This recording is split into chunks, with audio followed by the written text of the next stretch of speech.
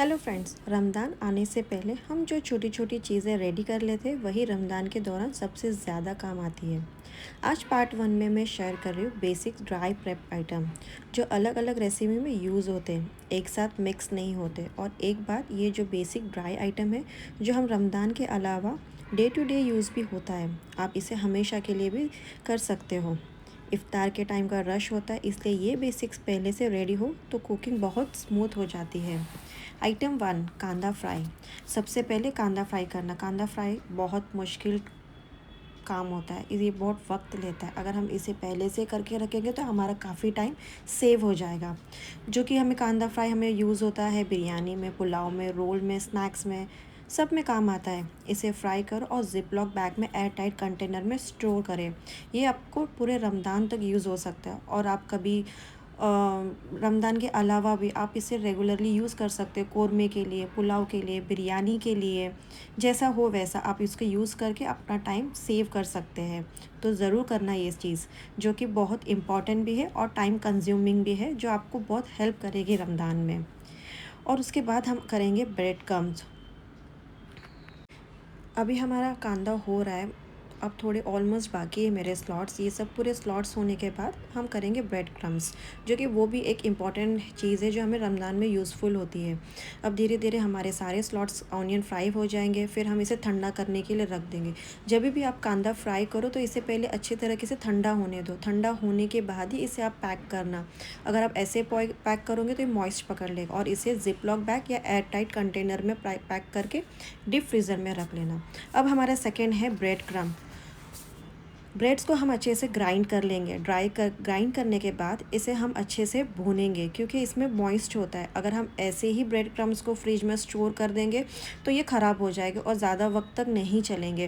तो इसलिए हम पहले ब्रेड क्रम्स को अच्छे से ग्राइंड कर लेंगे, एकदम बारीक कर लेंगे। फिर उसके बाद इसे स्लो पे कम से कम 5 से 10 मिनट के लिए भूनेंगे, तब तक ये हल्के गोल्डन ना हो जाए और इसका मॉइस्चर ना ख़त्म हो जाए।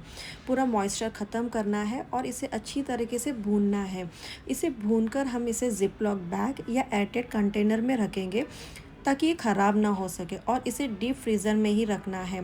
और आप जब भी यूज़ करें तो थोड़ा थोड़ा पोर्शन निकालें, और जब यूज़ करना हो तो स्पून और हाथ दोनों सूखे हुए, गिले हाथ से अगर आप निकालोगे तो ये ज़्यादा देर तक नहीं चलेंगे और जल्दी से जल्दी ख़राब हो जाएंगे।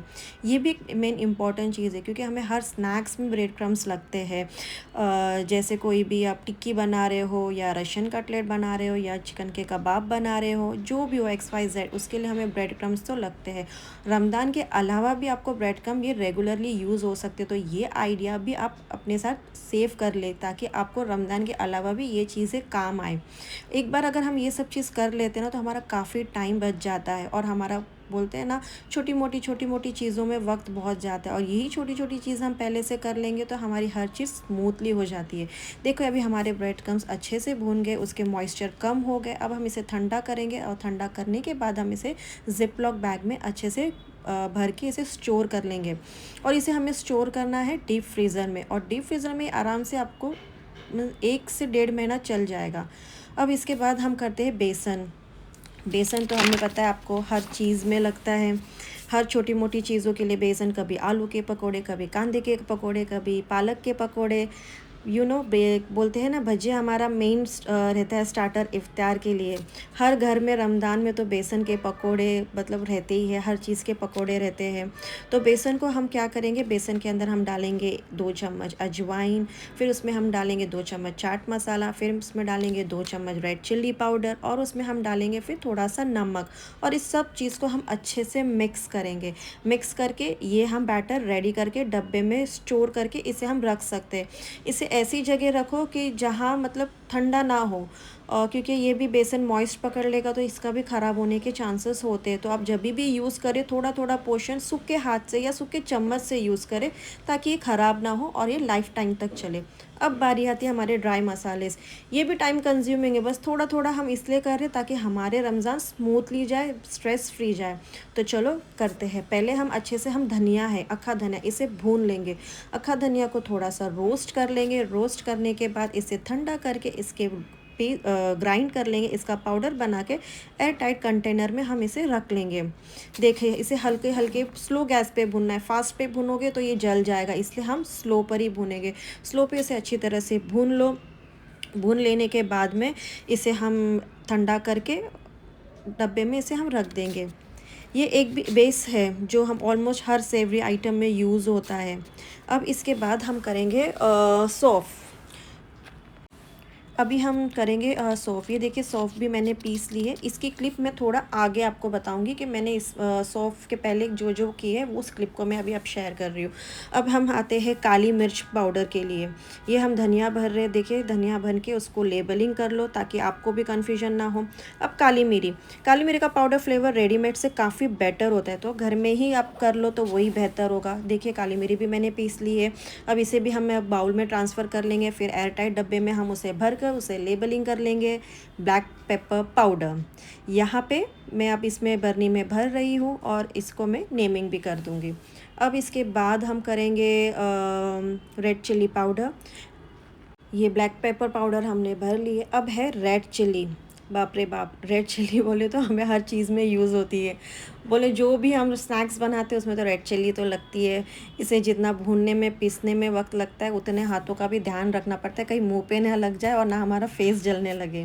पहले हम अच्छे से लाल मिर्ची को भून लेंगे। स्लो पे भूनना है सब कुछ, क्योंकि फास्ट पे भुनोगे तो जल जाएगी। स्लो पे अच्छी तरीके से भूने, इसे ठंडा होने दें। ठंडा होने के बाद इसे ग्राइंड कर ले और देखिए हमारा चिल्ली फ्लेक्स रेडी है, जो कि हमें बहुत यूज़ होता है रमज़ान में। रमज़ान के अलावा भी हमारे बाकी के रेसिपी में चिल्ली फ्लेक्स तो यूज़ होता ही है।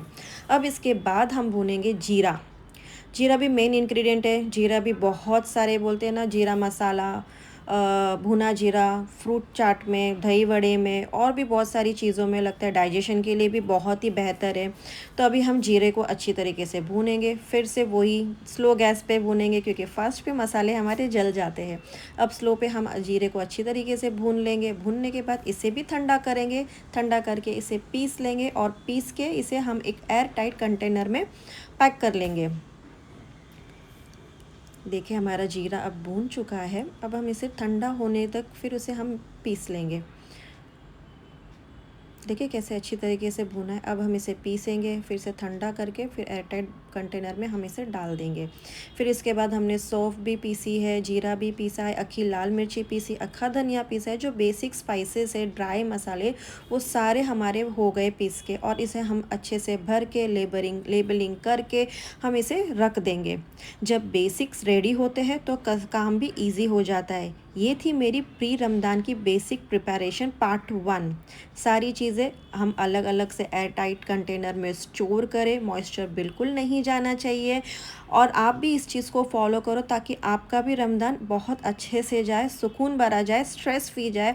और बोलते हैं ना कि टाइम भी हमारा ज़्यादा नहीं लगे किचन में, और हम जो टाइम किचन में यूज़ करें वही टाइम हम इबादत में डालें तो हमारे रमज़ान और भी बेहतर हो गए। ये सब कुछ इजी तो नहीं है, पर आप धीरे धीरे थोड़े थोड़े करके अपना काम कर सकते हो। जैसे आज हमने ड्राई मसाले कर लिए तो सेकंड में हम कुछ और कर लेंगे, थर्ड डे हम कुछ और कर लेंगे। आप ऐसा, मेरा तो ऐसा बोलना है कि हम हाउस वाइफ को हर छोटी मोटी ट्रिक्स देखनी चाहिए, सीखनी चाहिए। अगर हमें किसी से कुछ सीखने मिलता है तो हमें वो चीज़ भी एक्सेप्ट करनी चाहिए अपने आप में, ठीक है। तो देखिए ये हमारा सब मसाले भी रेडी हो गए हैं। और पार्ट 2 के लिए मेरे चैनल को ज़रूर फॉलो करना। मेरे चैनल को डेली वाइब्स बाय शाहीन को ऐसी ही मैं स्ट्रेस फ्री रमज़ान प्रिपरेशन आपके साथ शेयर करती रहूँगी, और मोर वीडियोस के साथ जिसमें मैं फ्रीज़ आइटम, चटनी और भी बहुत सारी चीज़ें मैं आपके साथ शेयर करूँगी। और अगर आप कुछ मुझे करना चाहती हो तो मुझे सिर्फ